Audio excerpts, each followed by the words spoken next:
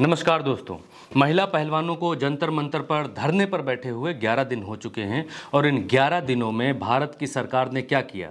कुछ नहीं किया। इन 11 दिनों में पहलवानों ने सुप्रीम कोर्ट के थ्रू दिल्ली के थाने में एफआईआर दर्ज करवाई है।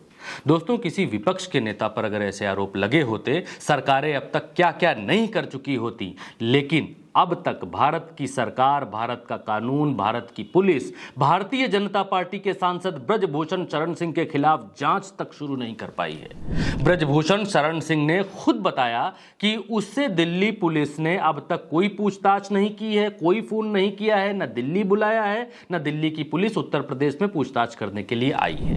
दोस्तों, भारतीय जनता पार्टी के यौन शोषण के आरोपी सांसद के आगे कानून घुटनों के बल रेंग रहा है। इसकी कलई तब खुल गई जब सरकार की नीतियों का समर्थन करने वाले चैनल इंडिया टीवी ने ब्रजभूषण शरण सिंह से सवाल पूछा तो ब्रजभूषण शरण सिंह ने कहा कि बंद करो दुकान, इसका नाम नोट कर लो, अब इस चैनल को भीतर घुसने मत देना। ये अपना दुकान, ये कैमरा बंद करिए, पहले कैमरा बंद करिए, कैमरा बंद करिए, रुक जाओ यार, बंद करिए, जाइए। है, इनका नोट करो, इनको दोबारा मत आने दीजिएगा। जजमेंट करने लगते हैं बैठ करके, क्या कोर्ट करते हैं। जाइए जाइए, दुकान हटाइए। दोस्तों, इस देश में यह रीति बन गई है कि सरकार जो कहे उसे सबको सही कहना है। अगर किसी ने सरकार से असहमति दिखाई तो सरकार मुंह फुलाकर बैठ जाती है। जैसे किसान आंदोलन में हुआ, किसानों ने सरकार के बनाए हुए 3 कानूनों का विरोध किया तो सरकार बड़े फूफा की तरह मुंह फुलाकर बैठ गई। सड़क पर कीले गड़वा दी, सड़क पर सरिया गड़वा दी, सड़क पर गड्ढे खुदवा दिए, बुलडोजर खड़े करवा दिए।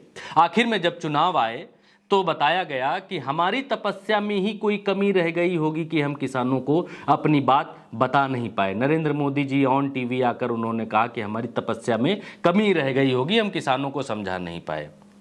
हमारी तपस्या में ही कोई कमी रही होगी, जिसके कारण दिए के प्रकाश जैसा सत्य कुछ किसान भाइयों को हम समझा नहीं पाए।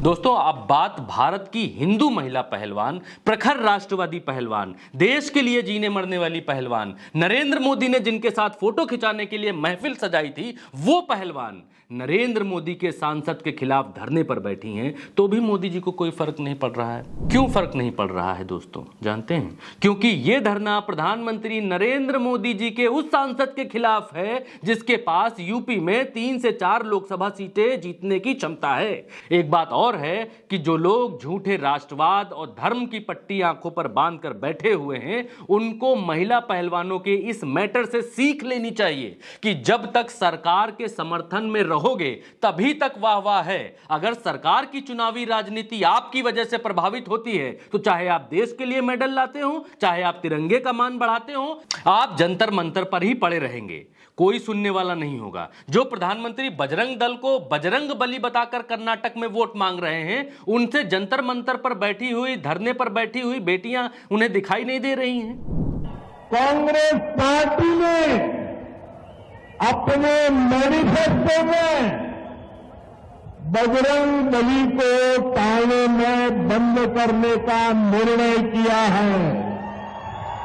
प्रधानमंत्री को जंतर मंतर पर बैठी पहलवानों में दुर्गा, पार्वती, चामुंडा, ब्रह्मचारिणी, चंद्रघंटा, कुष्मांडा, स्कंद माता, कात्यायनी, कालरात्रि, महागौरी, सिद्धदात्री दिखाई दे सकती थीं, लेकिन दिखाई नहीं दे रही हैं क्योंकि आरोप उनके ही अपनी पार्टी के, उनके ही अपने सांसद पर लगे हुए हैं। बीजेपी सांसद के यौन शोषण के खिलाफ धरने पर बैठी पहलवानों में भारत के प्रधानमंत्री नरेंद्र मोदी को देवियों का कोई अवतार दिखाई नहीं देता। अगर यही आरोप विपक्ष के नेता पर होते, भारतीय जनता पार्टी के देवतुल्य ब्रजभूषण शरण सिंह पर आरोप हैं, तो प्रधानमंत्री नरेंद्र मोदी को कोई फर्क नहीं पड़ता, उनको देवियां दिखाई नहीं देती। दोस्तों, जंतर मंतर पर बैठी इन महिला पहलवानों को अग्नि परीक्षा से गुजरना होगा।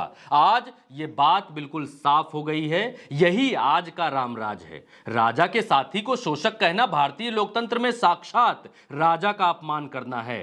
दोस्तों, सारी बातें छोड़ दीजिए, ब्रजभूषण शरण सिंह ने खुद ही कहा है कि प्रधानमंत्री कहें तो मैं इस्तीफा दे दूंगा, कोई बड़ी बात नहीं है, लेकिन प्रधानमंत्री ने कहा ही नहीं, प्रधानमंत्री कहते ही नहीं। और रहा सवाल हमारे मोदी जी की, योगी जी की, अध्यक्ष जी की, अमित शाह की, वो जब भी कहेंगे मैं इस्तीफा दे दूंगा। इसका मतलब तो साफ है कि प्रधानमंत्री चाहते ही नहीं हैं कि ब्रजभूषण शरण सिंह इस्तीफा दें। ब्रजभूषण शरण सिंह इस्तीफा दें तो जांच सही ढंग से शुरू हो। प्रधानमंत्री चाहते ही नहीं कि बेटियों के साथ न्याय हो। ब्रजभूषण शरण सिंह के खिलाफ एफआईआर तो सुप्रीम कोर्ट की डांट फटकार के बाद दर्ज हो गई है, लेकिन दोस्तों जांच तो सुप्रीम कोर्ट करने आएगा नहीं। जांच तो अमित शाह जी की दिल्ली की पुलिस को ही करना है। दोस्तों, महिला पहलवानों के आरोप सही हैं या गलत हैं, ब्रजभूषण शरण सिंह ने क्या किया क्या नहीं किया, वो अलग बात है। इस पूरी कहानी में एक बात साफ है कि सरकार नहीं चाहती कि ब्रजभूषण शरण सिंह पर आंच आए, और ये मामला बताता है कि कानून सत्ता के इशारे पर भौंकता है, काटता है, गुर्राता है। अंधा तो पहले से था ही। पहलवानों के मामले में कानून गुलाम है, ये भी देश को पता चल चुका है। दोस्तों, हस्तिनापुर में द्वापर युग में एक राजा हुआ करता था। वो कौरवों का पिता था। कौरव भले गलत थे, धृतराष्ट्र जानता सब था, लेकिन कभी बोलता नहीं था। उसे लगता था कि उसके बेटे गलत सही, लेकिन जीत उन्हीं की हो, क्योंकि वो उसके लड़के हैं। और एक राजा जब धृतराष्ट्र हो जाता है, जब न्याय नहीं करता है, तो हस्तिनापुर हो या दिल्ली, किसी भी सिंहासन के पाए इतने मजबूत नहीं होते कि अन्याय के बोझ को, पक्षपात के बोझ को बहुत देर तक उठा पाएं। दोस्तों, इस वीडियो में इतना ही। ये वीडियो आप उल्टा चश्मा यूसी पर देख रहे हैं। चैनल को सब्सक्राइब करिए। साथ रहेंगे तो सच को सामर्थ्य मिलता रहेगा। नमस्कार।